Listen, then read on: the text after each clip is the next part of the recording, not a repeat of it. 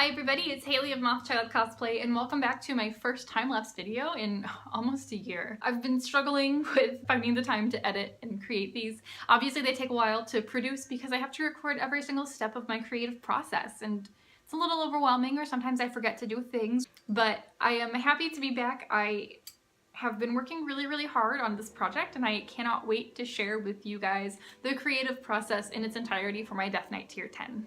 This has been a dream costume of mine for a nice number of years, and I'm so happy that I finally found the time and the ambition to create it. I think Delilah's also really happy that it happened too.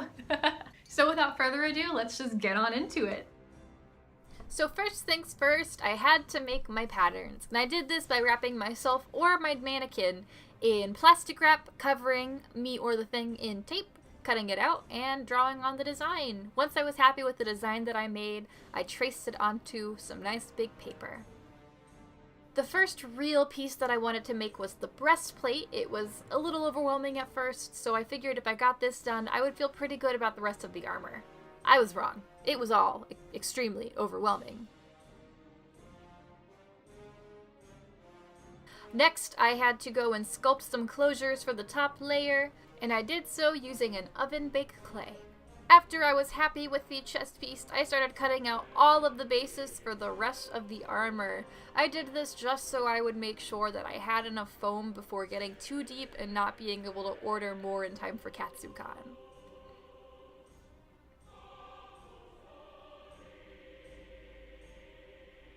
Once I had everything cut out, I figured it was time to start working on the Sabot Ons and Gauntlets. And these were pretty simple. They were both a basic foam piece with a skull decoration. The skull was created using 4mm craft foam that I cut into, obviously, the skull shape. And I used my Dremel to curve the edges and add some more details, as well as other layers of foam for added decoration. Once I did that, I figured it was time to just kind of slowly make my way up. So I started on the thigh pieces. I cut out some 6mm foam beveled edges and I glued those bastards on. And next, after I did that, obviously I had to do the rest of the details, which were also done in 6mm foam.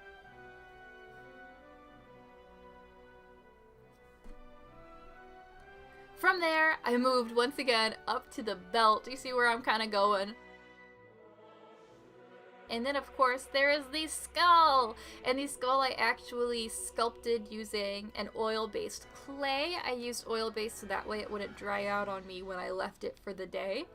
And also so that way it didn't dry and crack because I was going to be casting this in silicone.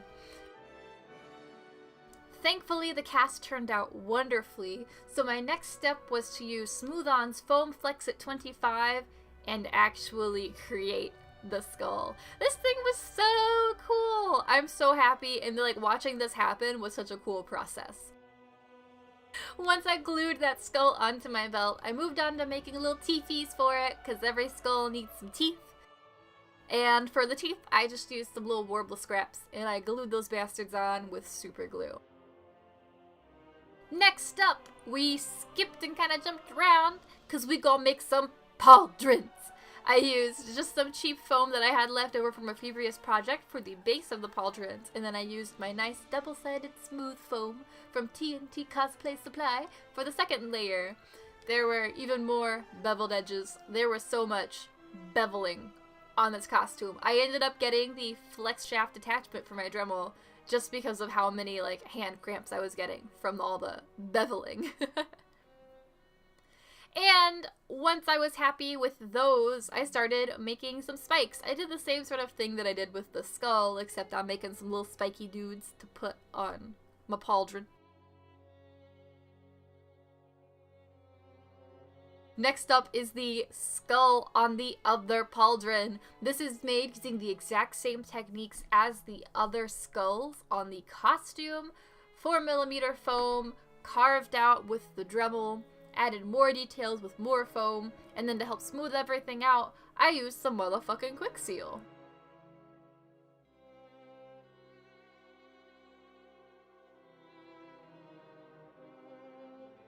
We are ready for paint! And then I got no footage of me actually painting. So, yeah, that's it. Yeah. The armor's done. That was quick. It's only been like 5 minutes. This is the quickest I've ever made a video. It's mostly because I forgot to record a lot of stuff, and I am deeply sorry. But next up are my leggings. And I'm really, really happy with these. To make my little fancy leggings, I took a $3 pair from Forever 21 that were this awful, hideous salmon pink color. Put those motherfuckers on, drew out the designs, took them off, obviously. I cut them up, and then used those pieces for my pattern pieces. Woo! Moving on to the sword. The sword was made using 3 layers of 6mm EVA foam, sandwiched around a 1/2-inch PVC pipe. It might be a 1/4 inch. I can't remember off the top of my head. Once I did that, I got them all glued together with some spray contact cement. I resin cast some gems for the sword, as well as really the rest of the costume. If you followed me on Instagram, you would have seen the fiasco that was my resin casting. Everything was changing colors as it cured, and then I actually have some gems that, after the convention, started changing color. So I glued on those gems and I hooked up my LEDs, and then I began painting. Once I painted everything and I got those resin eyeballs glued in, it was time to solder. I soldered for literally 2 days straight, 6 hours one day, 12 hours the other.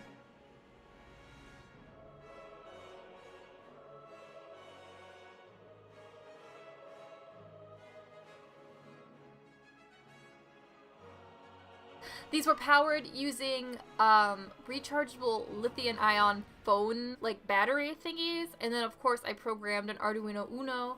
If you want, I can link the code that I used and based mine off of. Oh my gosh. It took me about 4 days of screaming at the computer to finally figure out exactly how to get these things glow. But look, it was really worth it.